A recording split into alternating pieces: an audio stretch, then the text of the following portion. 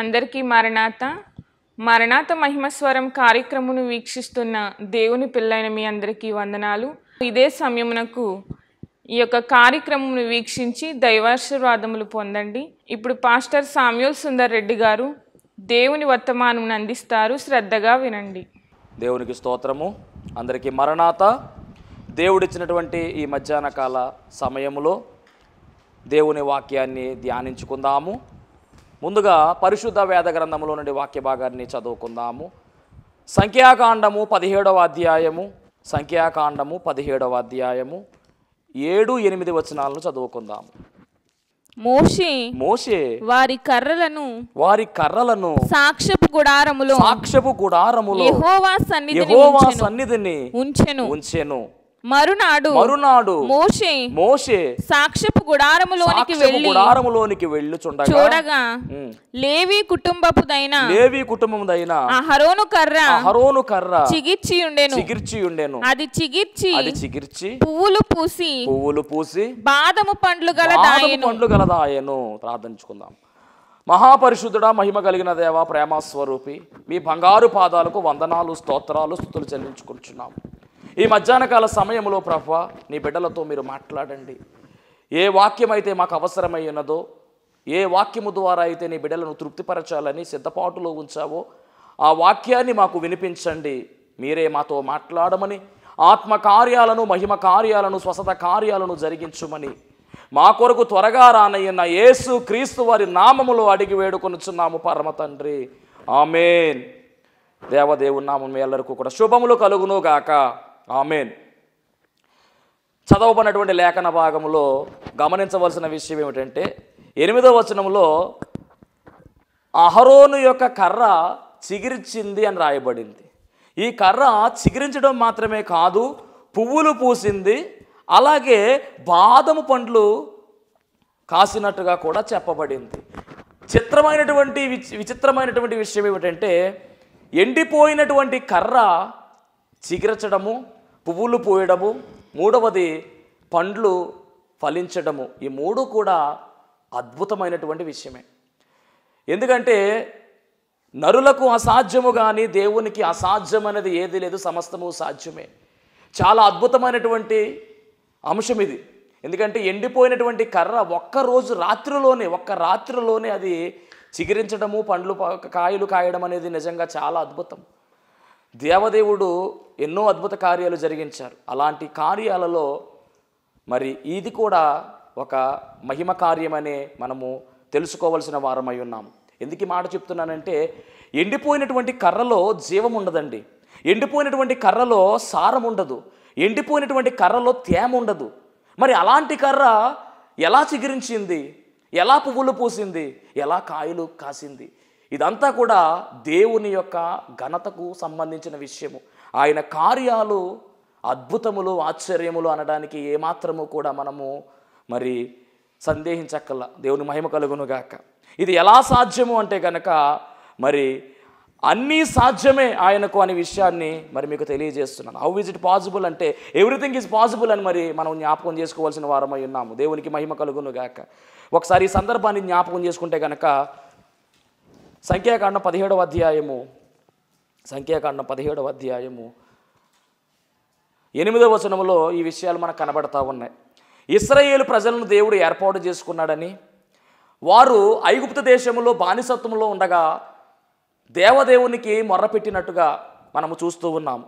దాదాపుగా ఐగుప్తు దేశంలో 400 నుంచి 430 సంవత్సరాలు కఠినమైనటువంటి పనులు, వెట్టి చాకిరీ వారు చేసినటువంటి వారు అయ్యున్నారు. ఆ పనులు చాలా ఇబ్బంది పెడుతూ ఉన్నాయి. వాటన్నిటినీ కూడా తట్టుకోలేక ఈ దేవుని ప్రజలు అని పిలువబడుతున్నటువంటి ఇశ్రాయేలీయులు మొర్ర పెట్టినట్టుగా నిర్గమకాండము 1వ అధ్యాయంలో మనము చూస్తాం. ఇశ్రాయేలీయుల యొక్క మొరను దేవుడు అంగీకరించి ఆలకించి వారిని విడిపించడానికి స్వయముగా ఆయనే దిగి వచ్చి మోషే గారిని ఏర్పాటు చేసుకుని మోషే గారి యొక్క నాయకత్వంలో మరి ఇశ్రాయేలీయులను విడుదల గావించి చాలా చక్కగా వారిని నడిపించుకునే విధానం అంతా కూడా నిర్గమకాండములో మనము చూచిన వారమై ఉన్నాము. ఆ ప్రయాణములో దేవాది దేవుడు వారికి మరి ఆహారమును సమకూర్చినట్టుగా కూడా మనందరికీ తెలుసు. వాళ్ళకి పెట్టినటువంటి ఆహారం ఎలాంటిది అంటే కనుక మరి దేవదూతలు భుజించేటటువంటి మన్నాను వారికి ఆహారంగా దేవుడు కురిపించినట్టుగా, అలాగే రాత్రికాల సమయంలో పూరేడు పిట్టలను అక్కడికి రప్పించి మాంసాన్ని మరి వారికి ఆహారంగా పెట్టినట్టుగా మనము చూస్తూ ఉన్నాము. పగలంతా కూడా వారు మన్నాను భుజించేవారంట, రాత్రికాల సమయంలో మరి పూరేడి పిట్టల యొక్క మాంసాన్ని వారు భుజించినట్టుగా మరి పరిశుద్ధ గ్రంథమైన బైబిల్ గ్రంథం చెబుతూ ఉంది. ఏమండి, 1 సంవత్సరం 2 సంవత్సరాలు కాదండి, 40 సంవత్సరాలు అనగా చివరి వరకు వెళ్ళేంత వరకు కూడా దేవాది దేవుడు వారికి ఆహారాన్ని సమృద్ధిగా ఇచ్చినట్టుగా మనం చూస్తూ ఉన్నాం.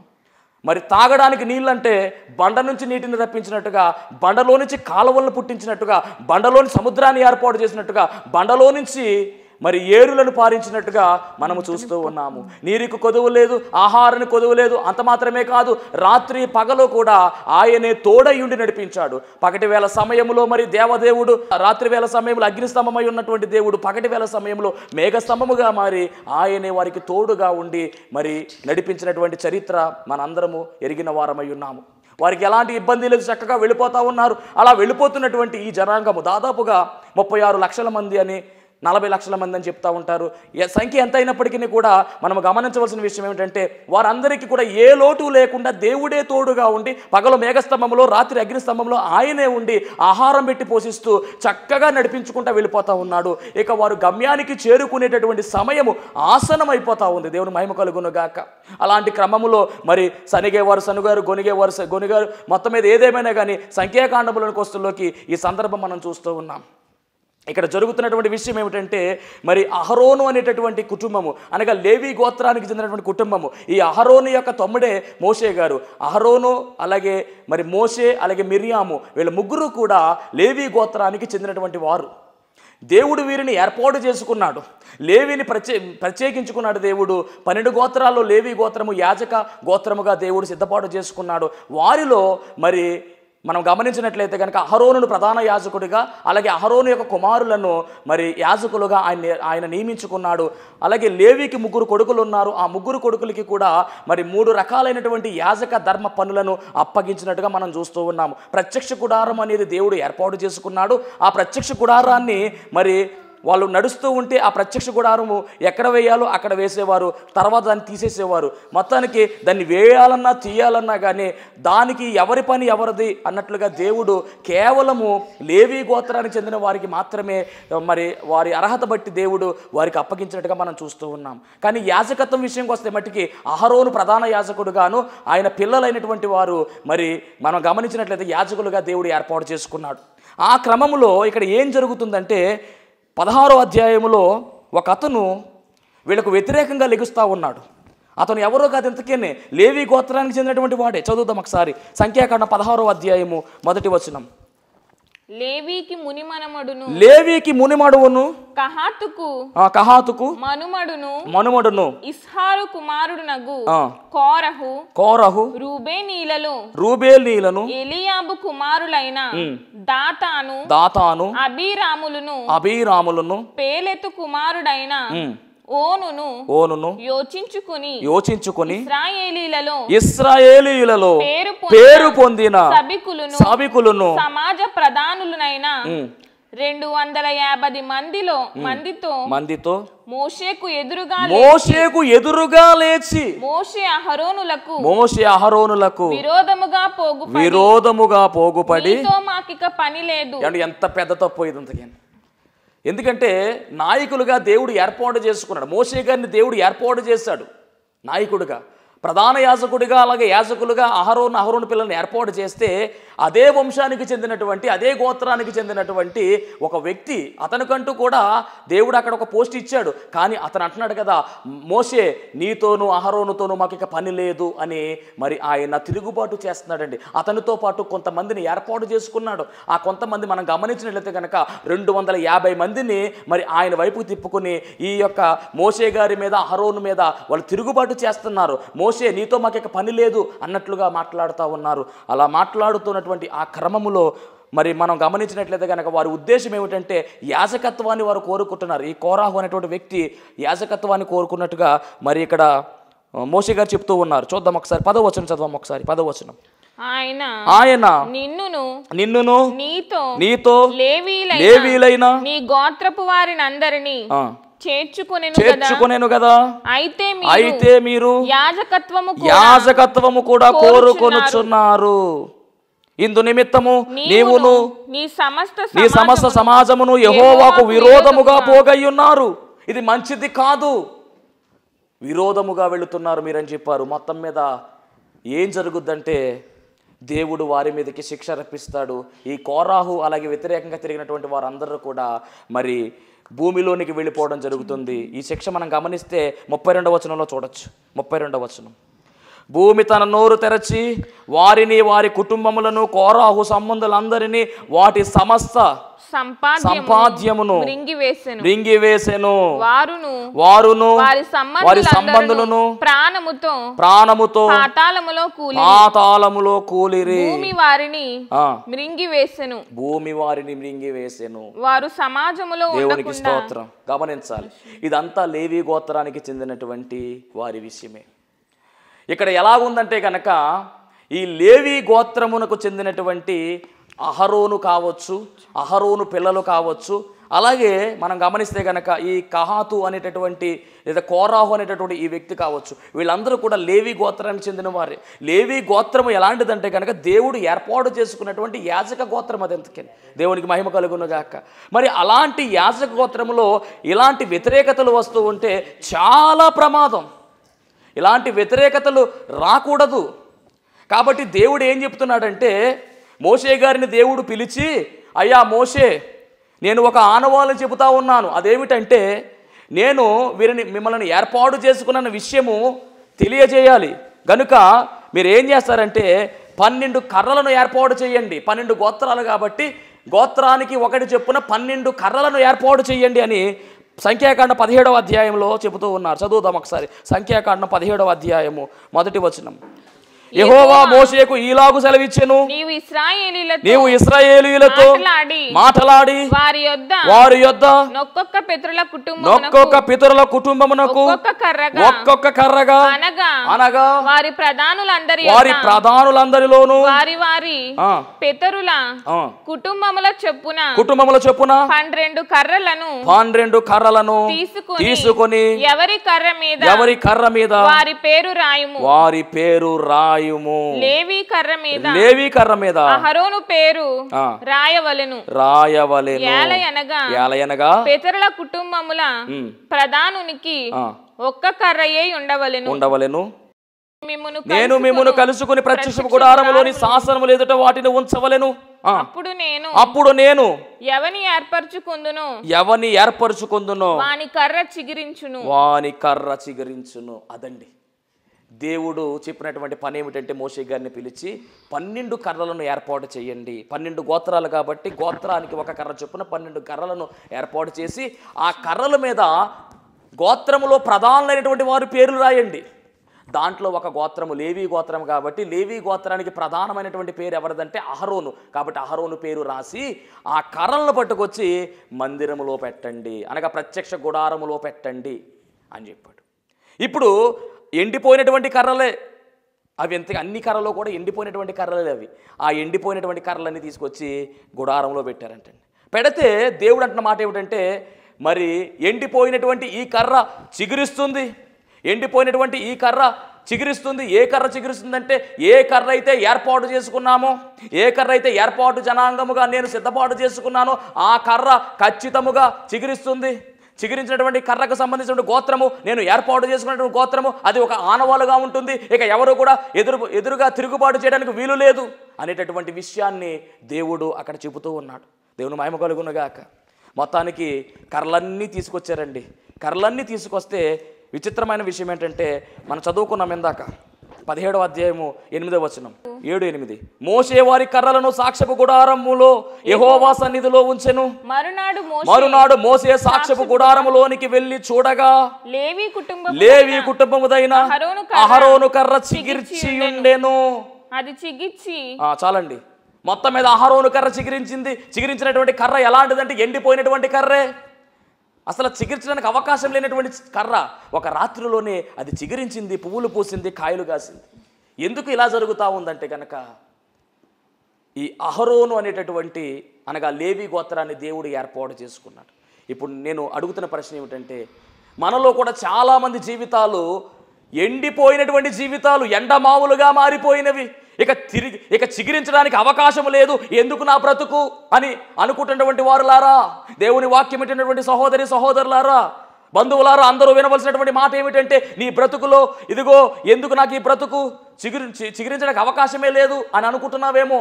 దేవుడు ఈ మధ్యాహ్న కాల సమయం నీతో మాట్లాడుతున్నటువంటి మాట ఏమిటంటే, నిన్ను దేవుడు చిగురిస్తున్నాడు అని చెప్తా ఉన్నాడు. నిన్ను చిగురించేటటువంటి భాగ్యాన్ని దేవుడు నీకు ఇవ్వబోతా ఉన్నాడు. ఎందుకంటే ఇక్కడ అహరోను కర్ర అనగా ఎండిపోయినటువంటి కర్ర, లేవి గోత్రానికి చెందినటువంటి కర్ర చిగురించింది. ఆ కర్రను చిగురించినటువంటి దేవుడే నిన్ను కూడా, నీ బ్రతుకుల్లో కూడా మరి చిగురుగా మార్చి ఫలాలు కాయించేటటువంటి అవకాశం ఉందన్న విషయాన్ని మరి ప్రభు పేర మీకు తెలియజేస్తూ ఉన్నాను. మరి అసలు అహరోను కర్ర ఎందుకు చిగురించిందో మనం గమనించగలిగితే కనుక 4 ప్రధానమైనటువంటి విషయాలు ఇక్కడ పరిశుద్ధ గ్రంథంలోంచి మనం చూడవచ్చు. మొదటిగా మనం చూస్తే కనుక ఈ అహరోను కర్ర చిగురించిన కారణం ఏంటంటే, ఈ కర్ర లేవి గోత్రానికి చెందినటువంటి కర్ర. అసలు లేవి ఎవరు అంటే కనుక యాకోబుకు 12 మంది కుమారులు. ఆ 12 మంది కుమారుల్లో లేవి అనేటటువంటి వాడు 3వ అతను. దేవుడు మహిమ కలుగునుగాక. ఈ యాకోబు అలాగే లేయాల యొక్క సంతతిలో 3వ వాడుగా ఈయన పుట్టడం జరిగింది. లేవి పుట్టినప్పుడు తల్లి అంటుంది కదా, నా భర్త నన్ను హత్తుకుని ఉంటాడు అని అతనికి లేవి అని పేరు పెట్టింది. చూద్దాం ఒకసారి. ఆదికాండం 29వ అధ్యాయము 34వ వచనం చదువుకుందాం. ఆదికాండం 29వ అధ్యాయం 34వ వచనం. ఆమె మరలా గర్భవతి అయి కుమారుని కని తుదకు ఈసారి నా పెనిమిటి నాతో హత్తుకొని ఉండునని అతనికి 3 కుమారులను కంటిననుకొని అందుచేత అతనికి లేవి అని పేరు పెట్టిందంటండి. హత్తుకోవడం అని అర్థం అండి. లేవి అంటే హత్తుకోవడం అని అర్థం. ఇప్పుడు మనం గమనించినట్టయితే కనుక ఈ గోత్రానికి మరి మూల పురుషుడైనటువంటి లేవి హత్తుకునేటటువంటి పేరు కలిగిన వాడు. అంటే ఈ గోత్రము హత్తుకునేటటువంటి గోత్రము, ఇది హత్తుకునేదిగా ఉన్నటువంటి గోత్రము. కాబట్టి ఈ గోత్రము దేవుణ్ణి హత్తుకున్నట్టుగా మనం చూస్తూ ఉన్నాము. గనుక ఆ క్రమములోనే అహరోను కర్ర చిగురిచినట్టుగా మనము గమనించాలి. దేవునికి మహిమ కలుగునుగాక. ఈరోజు వాక్యం పెట్టినటువంటి ప్రియమైన దేవుని బిడ్డలారా, ఇదిగో నీ జీవితంలో చిగురు లేదు, నా జీవితం ఎలాగైపోయిందని నువ్వు అనుకుంటున్నావేమో. నీ జీవితము చిగురించాలంటే, నీ జీవితం పువ్వులు పోయాలంటే, నీ జీవితంలో ఫలాలు కాయాలంటే ఖచ్చితముగా నీవు దేవుణ్ణి హత్తుకుని ఉండాలి. ఇది మొదటి కండిషన్. దేవుని మహిమ కలుగునుగాక. దేవుని హత్తుకుని మనము జీవించాలి. దేవుని హత్తుకోవడం అంటే ఏమిటో మనం గమనించగలిగితే కనుక, హత్తుకోవడం అంటే అతుక్కుపోవడమే. దేవుని మహిమ కలుగునుగాక. ఈ మాట నా మాట కాదండి. ఆదికాండం 2వ అధ్యాయం 24వ వచనంలో దేవుడు మొట్టమొదటిగా చెప్తున్నటువంటి మాట. ఆదికాండం 2వ అధ్యాయం 24వ వచనం. కాబట్టి పురుషుడు తన తండ్రిని తన తల్లిని విడిచి తన భార్యను హత్తుకొనును, వారు ఏక శరీరమయ్యుందురు. అది కాన్సెప్ట్ అన్నమాట. అందుకనే హత్తుకోవడం అంటే అతుక్కుని పోవడం, ఇక విడదీయడానికి వీలు లేదు. దేవునికి మనము హత్తుకునే వారముగా ఉండాలి. అనగా దేవునికి మనము అతికించబడిపోవాలి, క్రీస్తుకు మనము అంటు కట్టబడాలి అని లేఖనాలు సెలవిస్తూ ఉన్నాయి. ఆయన లక్షణాలన్నీ మనలోనికి వచ్చేయాలి. దైవ లక్షణాలు మనము కలిగి ఉండాలి. ఎందుకంటే మనమందరము కూడా వధువులుగా మార్చబడుతూ ఉన్నాము. మనం పొడుగ్గా ఉన్నా ఎలా ఉన్నా కానీ మనలను ఆయన ఆత్మీయ రూపాన్ని ఆయన చూస్తూ ఉన్నాడు, ఆత్మీయ సౌందర్యాన్ని కోరుకుంటూ ఉన్నాడు. కనుక ఆయన లక్షణాలన్నీ కూడా మనలోనికి రావాలంటే మనం ఏం చేయాలంటే ఆయన హత్తుకుని జీవించాలి. మరి మనం హత్తుకుని జీవిస్తున్నామా? ఆమె వాక్యం వింటున్నటువంటి ఓ తల్లి, ఓ చెల్లి, సహోదరుడా, దేవుణ్ణి హత్తుకుని జీవిస్తున్నారా? గమనించుకోవాలి. హత్తుకుని జీవిస్తే మీ జీవితాలు కూడా ఈ ఎండిన కర్ర ఏ విధముగా అయితే చిగురించిందో అలా చిగురిస్తాయనే విషయాన్ని దేవుడు మీతోనే మాట్లాడుతూ ఉన్నాడు. ఇంకొక సందర్భాన్ని జ్ఞాపకం చేస్తాను. ద్వితీయోపదేశకాండం 4వ అధ్యాయం 4వ వచనం. ద్వితీయోపదేశకాండం 4:4. నీ దేవుడైన యెహోవాను హత్తుకొనిన మీరందరును నేటి వరకు సజీవులై ఉన్నారు. నా దేవుడైన యెహోవా నాకు ఆజ్ఞాపించినట్టు. చాలండి. ఆయన హత్తుకున్న మీరందరూ కూడా సజీవులై ఉన్నారని చెప్తా ఉన్నాడు. మరి మీరు హత్తుకుంటున్నారా లేదా? ఇంకొక మాట 10:20. ద్వితీయోపదేశకాండం 10:20. నీ దేవుడైన నీ దేవుడైన యెహోవాకు భయపడి ఆయనను సేవించి ఆయనను హత్తుకొని ఆయన నామమున ప్రమాణము చేయవలెను. అదండి, ఆయనకు భయపడాలి, ఆయన హత్తుకొని ఆయన నామమునకు ప్రమాణము చేయాలి. హత్తుకోవడం అంటే అతుక్కుపోవడం అండి. ఇంకా కమిట్మెంట్ ఎలా ఉండాలంటే అస్సలు విడిచిపెట్టేటటువంటి ప్రశస్తే లేదు. ఏదేమైనా కానీ కష్టాలు వచ్చినా, నష్టాలు వచ్చినా, బాధలు వచ్చినా, కన్నీరు వచ్చినా, వేదన వచ్చినా, యోబులా మొత్తం జీరో అయిపోయినా కానీ నా దేవుడే నాకు కావాలి అని మనము తీర్మానములో ఉండడమే అత్తుకుని పోవడం అంటే.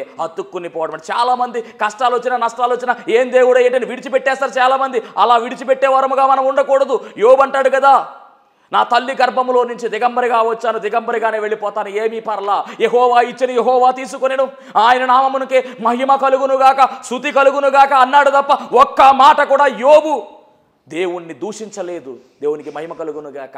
అది హత్తుకోవడం అంటే. మనందరికీ బాగా పరిచయం రూతు గ్రంథము 1వ అధ్యాయం 14వ వచనం. అందరికి కూడా బాగా పరిచయం. రూతు అంటుంది కదా నయోముతో, రూతు మాట్లాడుతూ నయోముతో అంటుంది. ఆ సందర్భంలో మరి భర్తలను కోల్పోయారు మొత్తం. అలాంటి సందర్భం అది. ఒంటరి వారు అయిపోయారు. 1వ అధ్యాయం 14వ వచనం. వారు ఎలుగెత్తి ఏడవగా ఓర్ప తన అత్తను ముద్దు పెట్టుకొనెను. ఈ సందర్భం ఏంటంటే అత్తగారైనటువంటి నయోము అంటుంది కదా, ఇదిగో మీకు భర్తలు లేరు కాబట్టి మీరు ఇంకా యవనస్తులుగా ఉన్నారు కాబట్టి మీరు మీ ఇంటికి వెళ్ళిపోండి, ఇంకా వేరే పెళ్లి చేసుకునే అవకాశం ఉందని చెప్పి పంపిస్తూ ఉంటే మరి ఒక కోడలుగా ఉన్నటువంటి ఓర్ప ఏం చేస్తుందంటే అత్త దగ్గరికి వచ్చి ముద్దు పెట్టుకుని అత్త బాయ్ అని చెప్పి వెళ్ళిపోద్ది. మరి అప్పుడు అత్తగారు అంటది కదా రూత్తో, అమ్మ మరి ఓర్ప వెళ్ళిపోయింది, నువ్వు కూడా వెళ్ళిపోవచ్చు అమ్మా, నీకు నేను పర్మిషన్ ఇచ్చేస్తున్నానమ్మా అని చెప్తే అప్పుడు రూతు ఏమంటుందో చూద్దాం, చదవమ్మా. రూతు ఆమెను హత్తుకొనెను. ఇట్లుండగా, హత్తుకోవడం అంటే అక్కడ రాశారు క్లియర్ గా, ఇట్లుండగా ఆమె ఇదిగో నీ తోడి కోడలు తన జనుల యొద్దకును తన దేవుని యొద్దకును తిరిగిపోయినది నీవును నీ తోటి కోడలు వెంబడి వెళ్ళుమని చెప్తే అప్పుడు అందుకు రూతు ఏమన్నా చూద్దాం ఒకసారి. నా వెంబడి రావద్దని నన్ను విడిచిపెట్టమని నన్ను బ్రతిమాలు కొనవద్దు నీవు వెళ్ళు చోటికే నేను వచ్చేదను, నీవు నివసించు చోటునే నేను నివసించేదను, నీ జనమే నా జనము, నీ దేవుడే నా దేవుడు, నీవు మృతి పొందు చోటనే నేను మృతి పొందుతాను, అక్కడనే పాతి పెట్టబడతాను. మరణము తప్ప మరి ఏదియు నిన్ను నన్ను విడదీయదు అనేటటువంటి మాటను అక్కడ రూతు చెబుతా ఉంది. ఇదండి హత్తుకోవడం అంటే. ఒక అత్తగారితో కోడలు మాట్లాడుతున్నటువంటి మాట ఇదంతకే. దేవుని మహిమ కలుగునుగాక. హత్తుకుని వెళ్ళిపోలేదు, హత్తుకుని చెబుతున్న మాట ఏమిటంటే అతుక్కుపోయామత్త, నువ్వు ఉండే చోట నేను ఉంటాను, నీ జనమే నా జనము, నీ బంధువులే నా బంధువులు, నీ దేవుడే నా దేవుడు, మరణము తప్ప నిన్ను నన్ను ఏది కూడా విడదీయదు, అంతలాగా అతుక్కుపోయింది ఆమె. దేవుని మహిమ కలుగునుగాక. మొత్తానికి ఈ మొదటి విషయంలో మరి ఈ కర్ర ఎందుకు చిగిరించింది అంటే అత్తుకుని పోయే గోత్రములో ఉంది కాబట్టి ఈ కర్ర చిగిరించింది. ఈరోజు నీ జీవితము ఎండిపోయిందని నిరాశలో ఉన్నావేమో, చిగిరించాలని ఆశపడుతున్నావేమో, ఇదిగో దేవుణ్ణి హత్తుకుని జీవించు. ఇప్పటి వరకు నువ్వు దేవుని హత్తుకోలేదేమో, ఒకవేళ ఇదిగో ఈసారి దేవుణ్ణి హత్తుకుని జీవించడం మొదలుపెట్టు. దేవుని మహిమ కలుగునుగాక. మరి హిజ్కియా అనేటువంటి రాజు విషయంలో కూడా అదే జరిగింది. హిజ్కియా అనేటువంటి రాజు మనం గమనిస్తే కనుక యూదా రాజులలో ఈయన 13వ రాజు. ఈయన పరిపాలన చాలా అద్భుతంగా జరిగింది. 29 సంవత్సరములు ఈయన పరిపాలించాడు. ఈయన పరిపాలింపులో మనం గమనిస్తే కనుక దేవుని హత్తుకుని జీవించాడు, హత్తుకుని పరిపాలన చేశాడు కనుక గొప్ప జయాన్ని, గొప్ప సాక్ష్యాన్ని ఈ హిజ్కియా అనేటువంటి రాజు పొందుకుని ఉన్నాడు. దేవునికి మహిమ కలుగునుగాక. ఇక రెండవ అంశానికి వెళదాం. సంఖ్యాకాండం 17వ అధ్యాయం 4వ వచనం. ఎందుకు ఈ కర్ర చిగిరించింది, ఎందుకు ఈ కర్ర పువ్వులు పూసింది, ఎందుకు ఫలించిందంటే రెండవ కారణం చెప్తున్నా, జాగ్రత్తగా వినండి. 17 మిమ్మును కలుసుకొను ప్రత్యక్షపు గుడారములోనికి శాసనముల ఎదుట వాటిని ఉంచవలెను. ఈ కర్రలన్నీ కూడా ఎక్కడ తీసుకొచ్చారంటే ప్రత్యక్ష గుడారములోకి తీసుకొచ్చారు. అంటే కర్ర ఎందుకు చిగిరించింది అంటే గుడారములోనికి రావాలి. గుడారము అనగా మందిరము. ఈరోజు మందిరానికి వస్తున్నావా నీవు? వాక్యం వింటున్నటువంటి ఓ ప్రియమైనటువంటి తల్లులారా, పిల్లలారా అందరూ వినండి. మందిరానికి వచ్చే అనుభవం నీ దగ్గర ఉందా? మందిరానికి వస్తున్నారా? నామకార్థముగా కాదు, మందిరానికి క్రమము తప్పకుండా మనము కూడుకోవాలి, మందిరానికి రావాలి. మందిరానికి వస్తేనే మనము ఫలిస్తాము, మందిరానికి వస్తేనే చిగిరింపు వస్తుంది, మందిరానికి వస్తేనే ఫలింపు వస్తుంది అనే విషయాన్ని కూడా మరి రెండవదిగా జ్ఞాపకం చేస్తున్నాడు. మొదటిగా ఆయన హత్తుకోవాలి, రెండవది మందిరానికి రావాలి.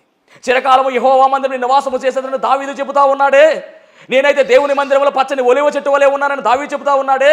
దావీదు కంటే ఒక కోరిక ఉందా ఏమిటంటే, నేను నిత్యము దేవుని మందిరములో ఉంటాను, ఆయన శాసనాలను ఆయన మాటలను వింటాను, ధ్యానిస్తాను, ఆయన కొరకు నిత్యము మందిరంలోనే ఉండాలని ఆశ కలిగినటువంటి ప్రాణము దావీదుది. ఆయన రాజుగారు కోటలో ఉండాలి, కానీ కోటలో ఉండడము కాదు ఆయనకి ఇష్టమైనది. నేను దేవుని సముఖంలో ఉండాలని కోరుకుంటున్నాడు, దేవుని మందిరంలో ఉండాలని కోరుకుంటున్నాడు. అలాంటి రాజుగారు కోరుకుంటుంటే నువ్వెంత నేనెంత?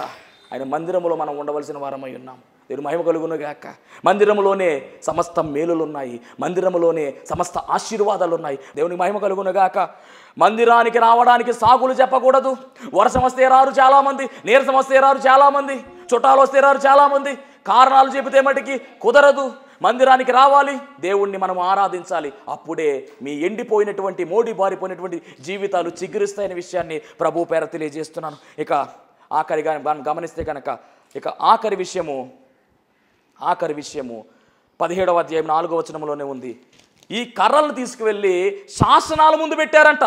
శాసనము అనగా దేవుని ఆజ్ఞలు, దేవుని ఆజ్ఞలనగా దేవుని మాటలు, దేవుని మాటలనగా వాక్యము అనగా మందిరానికి వచ్చినటువంటి నీవు మందసం ముందు కూర్చోవాలి అనగా ఆయన మాటను నీ ముందర పెట్టుకోవాలి, వాక్యాన్ని నీ ముందరగా కలిగి జీవించాలి. నీ వాక్యము నీ ముందర ఉండాలి. అందుకని నీ వాక్యము నా పాదములకు దీపమును, నా త్రోవకు వెలుగునై ఉన్నదని 119వ కీర్తనలో 9వ వచనంలో రాయబడిన మాట మనం జ్ఞాపకం చేసుకోవాలి. మన ముందు ఏమి వెళ్ళాలంటే వాక్యమే వెళ్ళాలి. ఆ వాక్యమే మన పాదములకు దీపముగా ఉంది, మన త్రోవకు వెలుగునై ఉన్నది.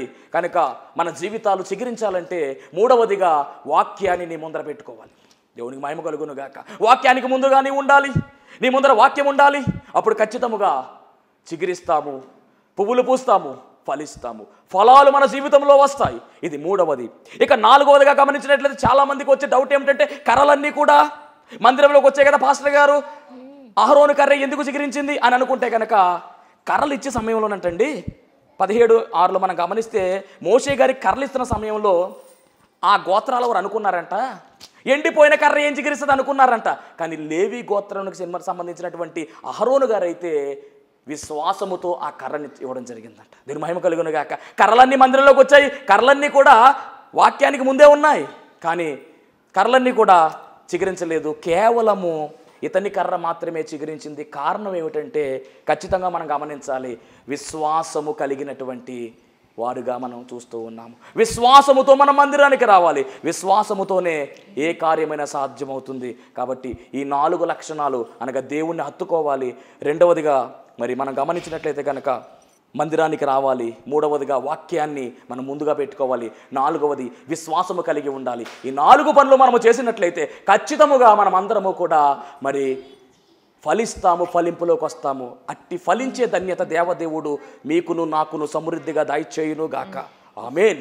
మహాపరిశుద్ధుడా నీకు వందనాలు, స్తోత్రాలు. మాతో మీరు మాట్లాడిన విధానమును బట్టి మీకు వందనాలు. రావాల్సిన దీవెనలు సమృద్ధిగా దయచేయమని యేసు నామములో అడుగుచున్నాం పరమ తండ్రి. ఆమేన్.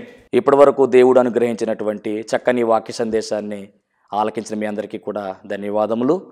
ఈ కార్యక్రమము మరి మీకు నచ్చినట్లయితే, ప్రభువు గనక మిమ్మల్ని ప్రేరేపించినట్లయితే కనుక ఖచ్చితముగా మరి ఈ కార్యక్రమానికి స్పాన్సర్ చేయవలసిందిగా ప్రభు పేరు తెలియజేస్తూ ఉన్నాము.